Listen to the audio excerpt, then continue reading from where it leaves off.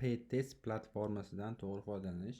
Platformadan foydalanish mavzular bo'yicha testlar, o'z ustida ishlash uchun mavzular bo'yicha test topshirishing mumkin, imtihon topshirishing mumkin, sinashingni o'zingdan sinab ko'rishing uchun biletlar bo'yicha test topshirishing mumkin va barcha test javoblarini ko'rishing mumkin. Mavzu bo'yicha test topshirmoqchi bo'lganlar, bizda mavzular keltirib o'tilgan.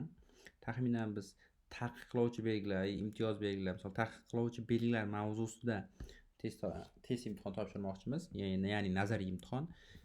Tepa qismida imtihon savoli, chap tarafda javoblari, ya'ni variantlari, o'ng tarafida rasmli savol, ya'ni savolga biriktirilgan rasm bo'lsa, uni quyidagi ko'rinishda bo'ladi va pastda shu mavzuga taalluqli savollar, ya'ni variantlari, shu mavzuga taalluqli savollar, test savollari va o'ng taraf past qismida testni yakunlash bemalol ko'rishingiz mumkin. Misol uchun rasmga biriktirilmagan savol bo'lsa, u quyidagi ko'rinishda bo'ladi. Bundan xavotir olmasdan bemalol test ishlashingiz mumkin. Yakunlash tugmasini bosib yakunlab chiqsangiz bo'ladi. Va barcha test javoblari bu bizning platformamizdagi barcha testlarning javoblari.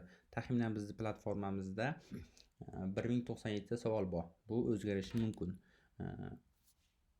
Hozircha shu ko'rinishga ega. Bemalol imtihon topshirishga omad tilaymiz. Imtihonlarda yaxshi o'tib olinglar. Prava olish hammaga nasib qilsin.